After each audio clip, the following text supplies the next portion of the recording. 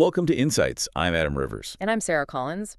In this episode, we'll reflect carefully on the Quran, verse by verse, focusing on wording, context, and coherence. So, we are stopping today at the very edge of a definition. If you were with us for our last discussion, we kind of ended on a cliffhanger. We really did. Yeah. The Quran had just declared itself a guidance for the muttaqin, which, we translated as the God-conscious, the mindful, the people who are guarded. And that is an incredibly heavy label to carry. It is. It's the kind of label that immediately creates a sense of, well, exclusion almost, or anxiety. Oh, absolutely. Because you hear a term like God-conscious, and you instantly think of this spiritual elite. You think of people floating on a cloud of piety, completely disconnected from the grid of daily life. The natural human reaction to that second verse of Surah Al-Baqarah is to think, well, that's probably not me. Right. It feels like a VIP club with a huge bouncer at the door, Yeah. and we're all just patting down our pockets trying to figure out if we even have the credentials to get in. But what's incredible about the transition to the third verse, the one we are diving into today, is that the revelation doesn't let that anxiety just sit there. It doesn't leave muttaqin as some vague, abstract title. It's almost instantaneous, really. The very next breath of the recitation begins to dismantle that abstractness. The verse we are looking at today acts as the practical definition of that title. Yeah. It's essentially saying, do you want to know who these people are? Do you want to check your own credentials? Here's the metric. And it's not at all what you might expect. No, it's not a list of tribes or a lineage. It's not even a declaration of historical allegiances. It is a precise breakdown of internal architecture and external output. I love that phrasing, internal architecture. Thanks. The verse reads, and I'll just give the English translation of the meaning here. Those who believe in the unseen establish prayer and spend out of what we have provided for them. It sounds so simple on the surface, right?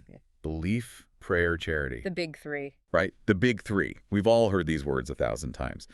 But if we really apply our usual analytical lens to this, if we look at the grammar, the root words, and the specific sequence, this is actually a radical reconstruction of the human personality. A radical reconstruction. Yeah, I mean, it's basically a triad of health for the human condition. Well, before we even get into the specific qualities, the belief, the prayer, the spending, we have to talk about the grammar of becoming. Because the verse starts with a single word that shifts the entire paradigm.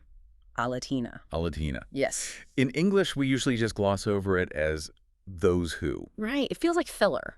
Exactly. It seems like just a connector, a bridge to get to the main point of the sentence. But in Arabic rhetoric, shifting from a noun to this relative pronoun is a massive, massive pivot. Let's break that down for the listener, because in the previous verse, the Quran used the noun muttaqin. That's a static label, a title. Right. A noun is a state of being. It's fixed. Like saying, I am a doctor, or I am a mother. But al-ladhina introduces a verb clause. It completely shifts the focus from who are you to what are you doing? Identity to activity. Exactly. It moves from identity to activity. This actually reminds me of some modern psychological research on habit formation, like James Clear's work in Atomic Habits. Oh, yeah. Great connection. There's this whole idea that identity isn't something you just possess out of nowhere. It's something you vote for with your actions. Right. You cast a vote every time you do something. Exactly. You don't get to say, I am a runner if you literally never run. You become a runner by the physical act of running. That's a perfect parallel. The Quran is effectively bypassing our human tendency to rely on lazy labels. Because we love labels, don't we? Oh, we thrive on them. We love to say, I'm a believer, or I'm a good person, or I'm spiritual. It's comfortable.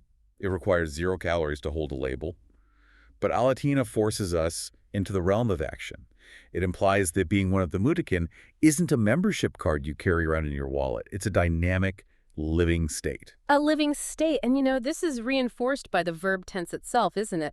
I noticed in our prep notes that every single verb in this verse, believing, establishing, spending, is in the mudari tense. Yes, the mudari tense. This covers both the present and the continuous. And this is a crucial linguistic detail that is frankly impossible to capture fully in a standard English translation. Because English verbs can be a bit flat in comparison. Exactly. The verse doesn't say those who believed in the past tense. If it did, that would imply you signed a spiritual contract 10 years ago, and now you're just set for life. Like, I believed once back in college, so I'm good to go. Right, checking a box. And it also doesn't use the command form here. It uses the continuous present. Yuminuna, they are currently continuously believing.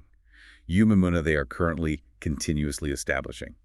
Yunfiqun, they are currently continuously spending. That continuous nature suggests a constant struggle against entropy. I think about this in terms of physics or thermodynamics.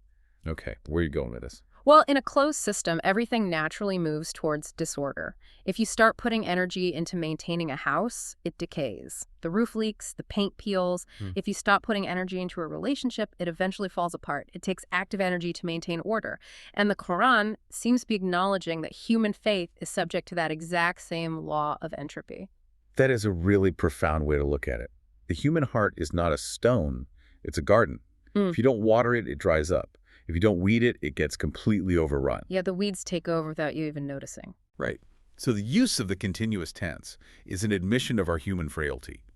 We wear down, we get tired, we get distracted by life. So the definition of the mutakin isn't someone who achieved some final level of piety in 1995. It's someone who is actively regenerating it right now, today. So the takeaway for the listener is you don't ever just have piety, you continuously generate piety. Precisely.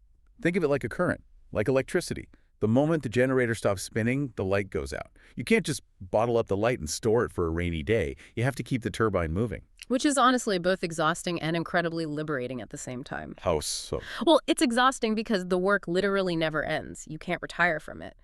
But it's liberating because it means that if I totally messed up yesterday, if the turbine stopped, I can re-enter that state of Al-ladhina right now. I just have to start the action again. It destroys complacency. You really can't rest on your laurels. But as you said, it also completely destroys despair. You are never permanently locked out, as long as you are willing to restart the action. So, what is the first action? What is the very first movement of this internal turbine? The verse starts with the internal. Yuminuna bi-al-ghayb. They believe in the unseen. They believe in the unseen. This is the anchor. And I want to pause here for a minute because this concept, belief in the unseen, is probably the single biggest intellectual hurdle for the modern mind. Oh, without a doubt. Because we live in the age of strict empiricism. We live in the age of, pics or didn't happen. Right. Show me the data. Exactly. To a strictly materialist mindset, believing in the unseen sounds like a massive cognitive cop-out. It sounds like someone saying, well, we don't have any actual evidence for this, so just close your eyes, wish really hard, and pretend. It sounds like pure superstition. I completely understand that reaction from a modern perspective, but if we actually dig into the Arabic word iman, which gets translated as belief, and the word ghayb, which is the unseen, we find an architecture that is so much more sophisticated than just superstition. Let's start with iman. Okay, so iman shares a root with the word and means safety, security, or trust. Like the word amnesty or security. Yes, exactly. So you're saying that linguistically, the concept of belief is tied directly to a feeling of safety. Yes, and think about the deep psychological implications of that. Faith within the Quranic worldview isn't just an intellectual nod to a list of historical dogmas. It is a fundamental psychological state of security. It is literally the removal of fear. But fear of what, exactly? Fear of the chaos, fear of the unknown, fear of ultimate meaninglessness. If you look at the baseline human condition without any sort of higher anchor, it is a state of constant existential anxiety. We are thrown into a world we didn't choose to be born into. We are incredibly fragile physically, and we are all inevitably going to die. That reality creates a sort of background radiation of terror. What the existentialist philosophers called angst. Exactly.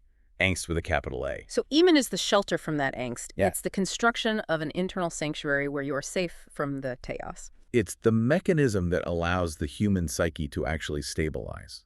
Because without that stability, without that you cannot function morally. That makes sense. If you were internally terrified all the time, you operate strictly out of a survival instinct. You hoard resources, you attack perceived threats, you lie to protect yourself. You do whatever you need to do to survive the immediate moment. Ammon provides the internal security that allows you to rise above that baseline animal survival instinct. But let's play devil's advocate here for a second. Go for it. A skeptic listening to this might say, sure, that's a very nice psychological crutch. But is it actually true? Just because it makes me feel warm and safe to believe in a higher power, that doesn't mean the higher power objectively exists. And the verse very specifically requires believing in al-ghayb, the unseen. Which is exactly why we have to define what ghayb actually means in this context. It doesn't mean the imaginary. It doesn't mean fairies or mythical creatures. It means that which is absent from the immediate senses. It refers to a reality that genuinely exists, but is currently beyond the limited reach of your physical perception. And the core argument being made here is one of profound epistemic humility. Epistemic humility, meaning having the self-awareness to admit that my human tools for measuring reality are inherently limited. Yes. Let's use an analogy. Imagine you are standing in a massive pitch-dark room, and you have a small flashlight. Okay. You can only see the things that the beam of your flashlight hits. A chair over here, a table over there. That illuminated area is your seen world, the empirical world. Ghayb is the rest of the room. Wow, okay. The arrogant person assumes that only what exists inside their tiny flashlight beam is real. Anything in the dark simply doesn't exist because they can't currently see it. But the mudrikin, the mindful person, acknowledges that the room is massive, the architecture is grand, and their little light is just very, very small. That reminds me so much of the streetlight effect in science. It's this observational bias. The classic joke is about the drunk guy looking for his lost keys at night under the streetlight. A cop comes along and asks if he dropped them there. And the guy says, no, I dropped them in the park, but this is where the light is.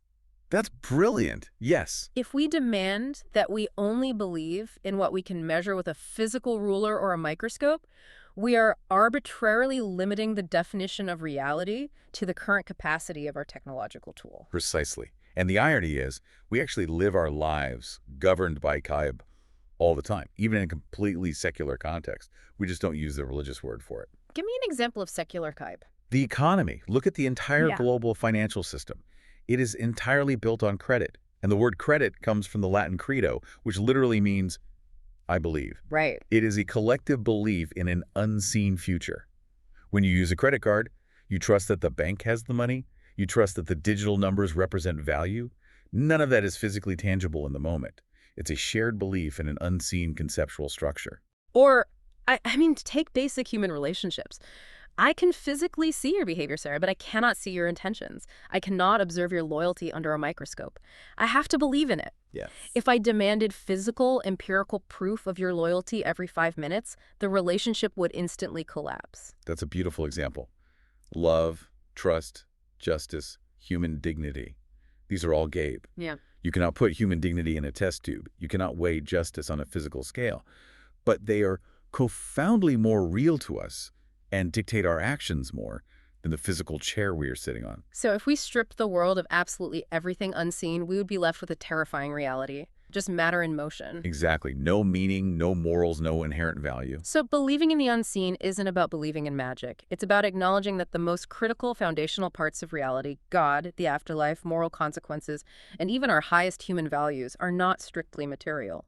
And there is a specific Arabic preposition used in this verse that really clinches this whole idea. It doesn't just say yuqimun al-ghayb, which would mean they believe the unseen. Well, like it's just a piece of trivia they agree with. Okay. It says yuqimun bi-al-ghayb, with a B.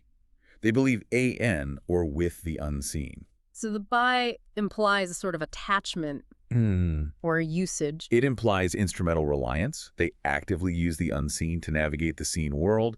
They use their conceptual knowledge of God to navigate their physical relationships with people. They use their belief in an unseen afterlife to navigate the very visible temptations of this current life. It's a tool. It's a compass. That connects back to something we discussed briefly before, the idea of an internal observer.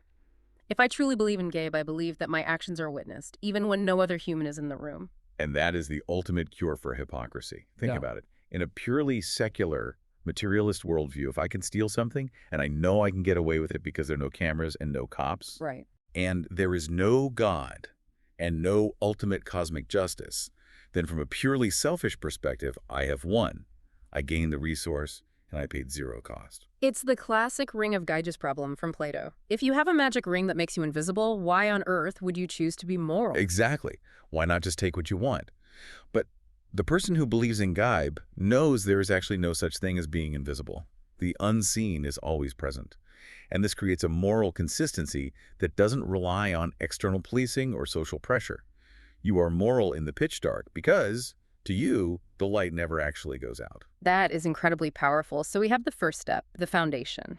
Iman bil-ghayb, belief with the unseen. This establishes the internal worldview and creates that psychological security. Right. Now, the verse moves from the internal to the first external pillar, Yuqimun salata. and they establish prayer. I want to focus on the verb here, just like we did with Al-ladhina. The verb is yuqimuna. It doesn't just say they pray. It doesn't say they perform the prayer. It specifically says they establish. This is one of those vital distinctions that gets completely flattened in English translations. The word iqamah doesn't mean to just do an action. It means to make something stand upright. It means to construct, to erect, to diligently maintain. In classical Arabic, it's the word you would use for raising a heavy wall or setting up the framework for a marketplace. So prayer isn't being treated as a casual activity you just do when you have free time, like doing the laundry or taking a walk. No, not at all. It's being treated as a heavy structure you have to consciously build. It's a structural necessity for your life. Classical scholars often use the metaphor of a tent. The iqamah is that heavy central pole that holds the entire canvas up. If that pole isn't established, if you let it lean, if it's weak, or if it's just lying flat on the ground, the entire tent collapses around you. And in this metaphor, the tent is your day. It's your sanity, your religion. This is so interesting because it suggests that prayer provides an actual architecture for time itself. That's it, exactly. It's the architecture of time. And this is where we have to talk about a very modern disease, the disease of haste, or in Arabic, ashala. Oh, man. We are completely obsessed with speed. We live in the peak of the attention economy. We really do. Every app on our phone, every email, every algorithm is violently fighting to fracture our attention and speed up our reaction times. We are chronologically overwhelmed. We are constantly rushing from one task to the next, scrolling, swiping, reacting. And what happens when you rush? You make mistakes. You make mistakes. Right. You react purely on emotion instead of logic. You prioritize the urgent over the important. Salah, the structured, ritual prayer, acts as a mandatory interruption to all of that rush. It introduces friction into your day. And normally we despise friction. Tech companies spend billions trying to make our lives seamless and frictionless. But you're saying this divine friction is intentional and necessary. It absolutely has to be. Multiple times a day, you are literally forced to stop. Yeah. You cannot negotiate with it. You can't say, well, I'll do it later when I have time. You can't say, I'm in the middle of a great meeting. You have to physically and mentally unplug from the matrix of the material world and plug back into the cave. It breaks the momentum of the rat race. It does. It forces a pause. It's a recalibration, Yeah. kind of like a hiker checking a compass. If you walk through a dense forest for 24 hours without ever stopping to check your compass, you are going to walk in massive circles. But if you force yourself to stop every few hours, pull out the compass, and realign, you actually walk in a straight line. That's a great analogy. And that leads perfectly into the concept of uprightness that's inherent in the word iqamah. The prayer stands upright, yes, but in doing so, it makes you stand upright. Physically and mentally. Think about our physical posture today as modern humans. We are constantly hunched over screens. We are slumped in office chairs. We are physically and in many ways metaphorically bowing down to our devices. That is a deeply haunting image, but it's completely true. The ritual of prayer forces you to stand vertical. It commands you to bow only to the divine, not to your inbox. It restores the dignity of the human posture. It's a physical reminder that you are not a slave to the stock market, or your demanding boss, or the notifications on your phone. You are a servant of the Creator. Exactly. And that psychological reset is precisely what gives you the resilience to handle the crushing stress of modern life without breaking down. So if we track the progression here, belief cures the anxiety of the unknown universe. Prayer cures the anxiety of the daily rush. It cures the mindlessness of living on autopilot. And there's one more layer to iqamah. It also cures individualism. We really shouldn't overlook the social dimension here. While prayer can absolutely be a private, solitary act, the command to establish it usually carries a communal weight. Right. It's about building a community rhythm, not just a personal habit. Exactly. When an entire community prays together, they become synchronized. It operates like a collective heartbeat. It totally dismantles the ego. You are standing shoulder to shoulder. Yes. You might have a billionaire CEO standing right next to a janitor. There is absolutely no VIP section in the prayer line. No premium seating. That physical proximity, that leveling of the playing field, destroys the artificial social hierarchies that we spend the other 23 hours of the day frantically trying to build up. It's a stark reminder that strip away the bank accounts and the job titles, we are all just fragile humans standing equally before God. Man, that is powerful. So we have the internal anchor of belief. We have the ritual structure of prayer. Now, the verse pivots to the output, the tangible result of doing all this internal and structural work. The third quality, Razaqnahum yunfiqun. And out of what we have provided for them, they spend. This is where the rubber really meets the road. Oh, definitely. Because let's be honest, it's relatively easy to believe something quietly in your heart. It's even relatively easy to carve out a few minutes to pray in the comfort of your room. But the moment you ask people to open their wallets, That's when the resistance hits. that's when it gets real. Because money is the ultimate litmus test for human beings. Money represents survival. It represents options, power, security. Voluntarily giving it away goes against every deep-seated biological instinct we possess to hoard resources and protect ourselves from winter, so to speak. I want to look really closely at the phrasing the Quran uses here because it fundamentally attacks our default economic worldview, it says, out of what WE provided for them. Razaqnahum. That one word changes the entire game. The verse explicitly identifies the true source of the wealth. It is not their wealth. It is provided wealth. This strikes right at the heart of the modern myth of the self-made man. We desperately love to think, I earned this. I worked 80-hour weeks. I studied for a decade. This is my genius, my hustle. This is mine. And the Quranic worldview steps in and says, yes, you worked hard. But let's zoom out. Who gave you the brain capacity to learn those skills? Who gave you the physical health to work those 80-hour weeks? Who created the stable societal and market conditions that suddenly decided your specific skill was valuable? Who created the raw physical materials you used? You didn't create the atoms. Exactly. You are not the absolute creator of the wealth. You are simply the temporary recipient of rizmi provision. And if you genuinely internalize that, it completely shifts your identity from being an owner to being a trustee. That is the crucial shift. If I view myself as the absolute owner of my bank account, then anytime I give charity, I'm doing everyone a huge favor. I get to feel magnanimous. I get to be the savior. Like you want a plaque with your name on it. Exactly. But if I am just a trustee, if I recognize that this money is actually God's money temporarily placed in my hands, then spending it on others isn't a favor. It's just following the manager's orders. It's not an act of grand generosity. It's a basic duty. It cures arrogance instantly. You can't look down on the person you're helping because you know deep down that with just a slight twist of cosmic fate, you easily could have been the one needing the handout. You realize you're just the delivery driver for their provision. And we need to look at the massive scope of that word, risk provision, because we almost always limit it to cash in our minds. But the verse just says, what we have provided. That is completely open-ended. It includes everything. Time, knowledge. Yes. Influence, physical strength, even your emotional bandwidth. Emotional bandwidth is a provision. I love that. It really is. Think about it. If you have acquired knowledge, you are wealthy in knowledge. Therefore, you have a duty to spend it by teaching others. If you have emotional stability on a given day, you are wealthy in peace. You have a duty to spend it by sitting and listening to someone who is grieving or anxious. That completely democratizes the concept of charity. You don't have to be a tech millionaire to be one of the mutakin. You just have to be willing to look at whatever resource you currently have an excess of and share it. Even a genuine smile is charity, as the Prophet historically taught. It's all about maintaining the flow. Which brings us to the specific Arabic word used for spending here, yunfiqun. Yunfiqun. Let's dig into the root of that. It's NFQ, right? Right, which is closely related to the word nafaq. Do you know what nafaq means? It means a tunnel, doesn't it? A tunnel, yes. Now think about the primary function of a tunnel. It allows traffic or water to pass completely through a mountain obstacle. It doesn't trap the cars inside. It exists purely to facilitate movement from one side to the other. So the person spending the spender is essentially acting as a tunnel for divine blessing. That's the exact image. Yeah. They receive the provision from God on one end and they pass it safely to the community on the other end. They refuse to block the tunnel. Because what happens if you block the tunnel? Everything backs up. Stagnation. Rot. Think about it in macroeconomic terms. If everyone hoards their cash and money stops moving, you trigger a massive recession. Or think about it in biological terms. If blood stops flowing through an artery, you get necrosis, tissue death. The spiritual health of a human being relies on this exact same principle of flow. If you only ever take in food, money, praise, knowledge, and you never give anything out, you become spiritually obese. You become toxic to yourself and others. Man.